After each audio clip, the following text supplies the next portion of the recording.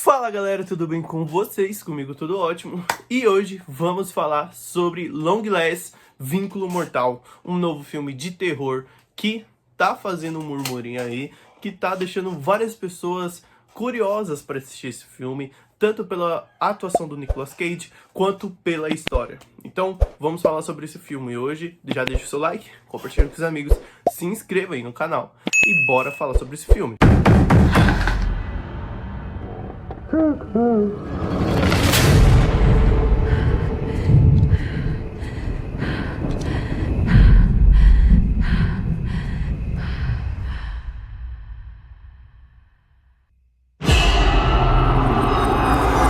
Bom, Long Last foi um daqueles filmes que lançam nos cinemas dos Estados Unidos e fazem um grande sucesso lá, e aí fazem um grande sucesso de críticas, e quando chega aqui no Brasil demora muito tempo, até que geralmente acaba o hype de falar sobre esse filme, né? E recentemente eu assisti, ele tinha saído para alguns cinemas, nem todos, então assim, fica uma coisa mais difícil de achar esse filme, e até que ele saiu para português, e eu consegui assistir esse filme. Bom, Long Last conta a história de um serial killer aí que consegue matar suas vítimas sem entrar na casa, sem fazer uma cena de crime, sabe? Então ele consegue fazer tudo isso meio que, vamos dizer, de uma forma muito sutil, uma forma que eles não conseguem desvendar. E aí a gente chega pra nossa personagem principal, que vai participar desse caso e que já tem o histórico com o serial killer no seu passado. Até que no começo do filme a gente vê a nossa protagonista, criança, e o Long Last, né, que é o nosso Nicolas Cage, que interpreta esse serial killer, que ao todo do marketing, assim, todo o marketing foi não mostrar o rosto dele, pra manter um mistério dele, sabe, de ter uma atuação dele e a gente sempre esperar uma coisa dele ali no filme, e que eu acho interessante até no marketing. Porém, talvez não seja tudo isso, sabe? Eu acho que, assim, existem coisas ali que não me pega tanto, ou me deixou com uma dúvida, uma pulga atrás da orelha, sabe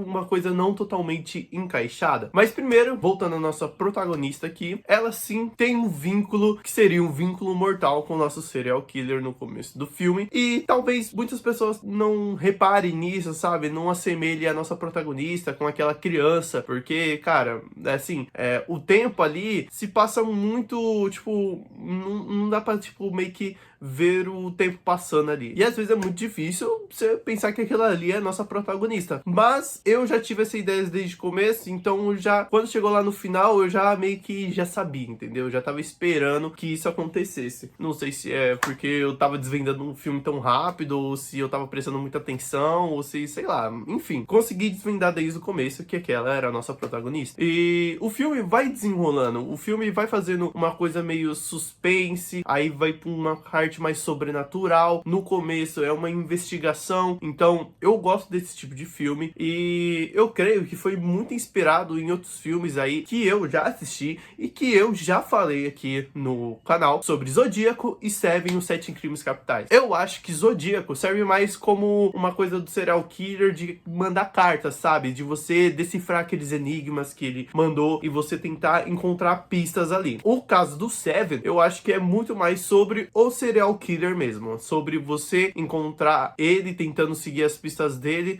eles vão deixando as pistas, e aí você consegue encontrar o serial killer, ou ele consegue te encontrar, fazendo com que o final seja esse, entendeu? Ou metade do filme, enfim. Bom, então eu acho que tem uma pegada assim, sabe? Ao mesmo tempo que eu acho que existem muitos elementos nesse filme aqui. Você tem a questão dela com o serial killer, você tem a questão do serial killer pessoalmente, o porquê ele tá fazendo aquilo, você tem a questão do sobrenatural, que também é colocada aqui, você tem a questão da investigação, que também tipo, ela é explorada em algum momento, mas depois ela é totalmente esquecida, e também tem a questão da mãe da protagonista, e também tem a questão das mortes das famílias, e o que tá acontecendo. Então, você vê que é uma junção de um monte de coisa, sem contar nas cartas também que o serial killer manda, sobre decifrar. Então, quando você tem muitos elementos assim, muitas vezes isso pode meio que te enganar, mas fazendo com que você pense, caralho, mano, tá, mas e aquilo ali? Não fechou isso? Ah, mas por que isso aqui, sabe? Então, são muitos elementos que você tem que acabar fechando, pra não ficar muitas pontas soltas, e você acaba esquecendo, sabe? E você esquece junto com o filme, né? E depois você se pergunta, mas por que o dia 14? Por que não o dia 15 ou o dia 16? Por que o serial killer espera até o dia 14 pra matar as famílias?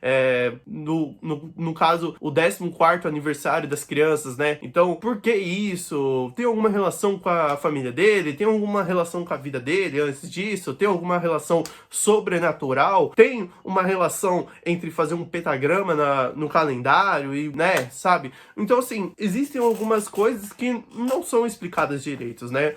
Ao contrário de que a nossa protagonista realmente tem um vínculo ali com aquele serial killer. E agora, a partir daqui, vai ter spoilers, que ela foi a primeira vítima. O serial killer atacou ela pela primeira vez e ele acaba tendo que matar ela, lógico, né? Só que ele acha uma forma de fazer isso, né?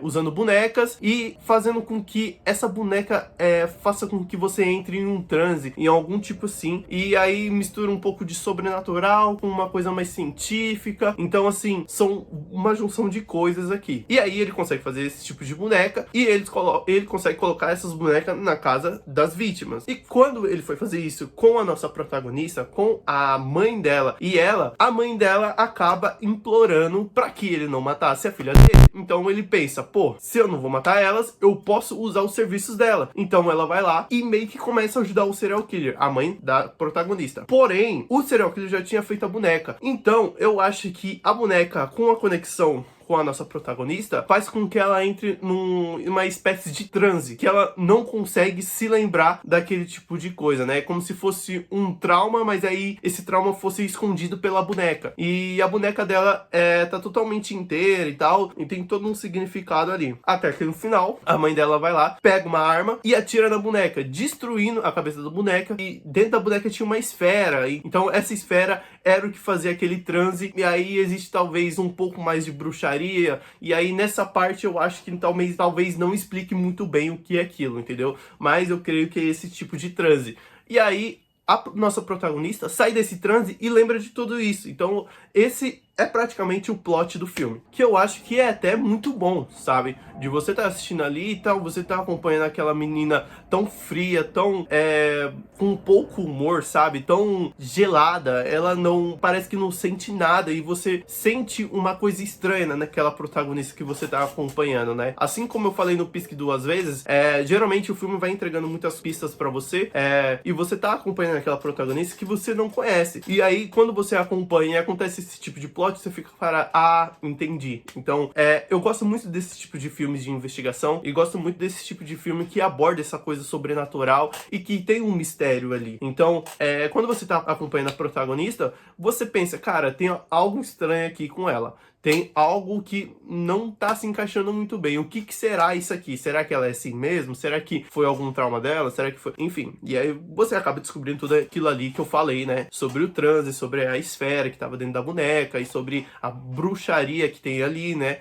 Então, é interessante. Agora, falando do Nicolas Cage, eu acho que ele, como eu disse, era um mistério totalmente nas propagandas sobre esse filme, sabe? Quando lançava o marketing desse filme, não mostrava o rosto dele, sempre era uma coisa muito apagada, ou uma coisa cortada, né? Tipo, pegava só o queixo aqui e não mostrava muito. Até o próprio filme faz isso, né? De não mostrar muito o Nicolas Cage e deixar para um ponto principal do filme.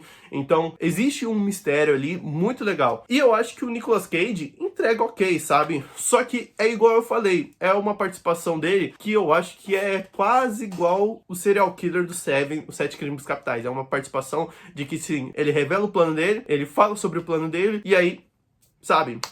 E acontece o que acontece no Seven, né? que eu não vou dar spoiler também, que é um puta filme muito bom. Enfim, e aí o Nicolas Cage faz a mesma coisa, ele meio que se entrega pra nossa personagem principal lá, e aí acontece um diálogo deles ali, e é interessante que o serial killer do Nicolas Cage, ele vai entregando assim umas pistas pra ela, que eu acho que ela até desvenda muito rápido, tá? Esse filme, o que ela desvenda, os mistérios desse filme é brincadeira, porque assim, quando ela chega pra investigar esse serial killer, são 30 anos que o cara tá matando um monte de gente. 30 anos. Em 2 dias, uma semana, essa menina simplesmente descobre tudo em uma semana, sabe? Tipo, muito rápido, cara. Muito rápido mesmo. Até que o chefe dela de polícia fala, cara, até então a gente tava 30 anos buscando esse serial killer. E quase poucos dias você conseguiu desvendar quase todo o mistério. Como que você fez isso, sabe? Como que, sei lá, você é cúmplice desse negócio, sabe?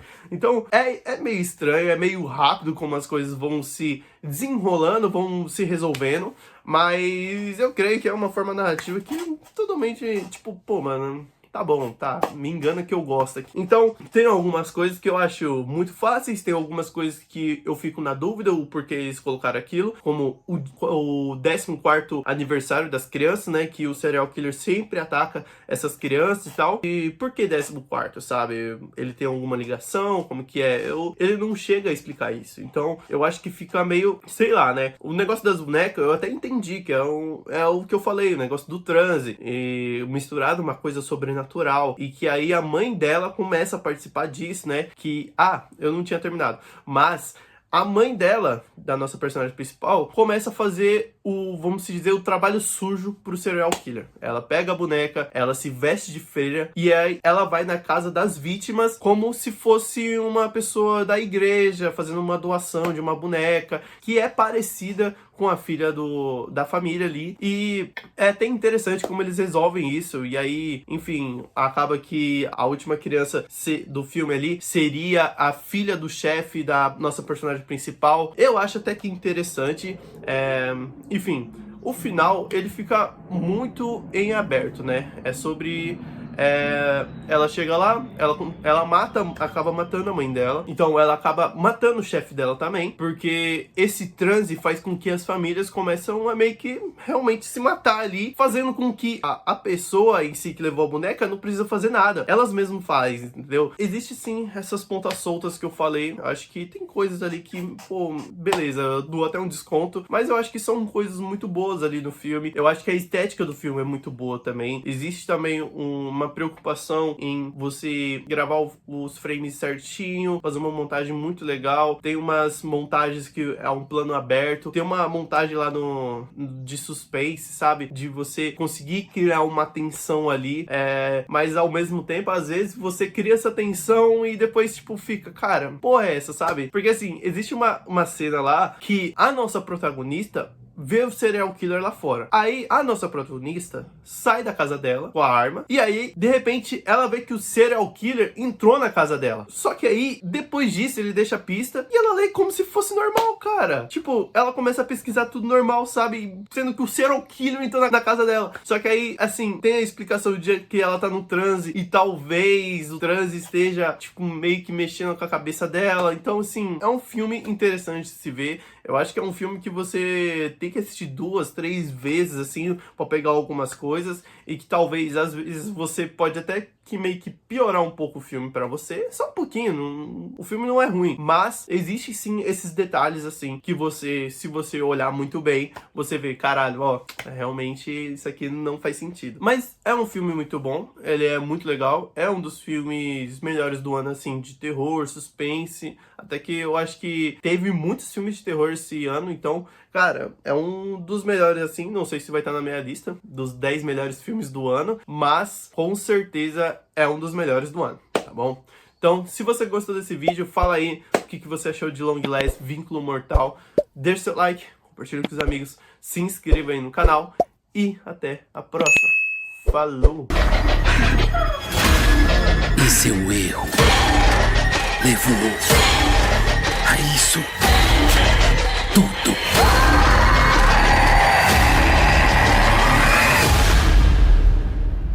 Estarei esperando.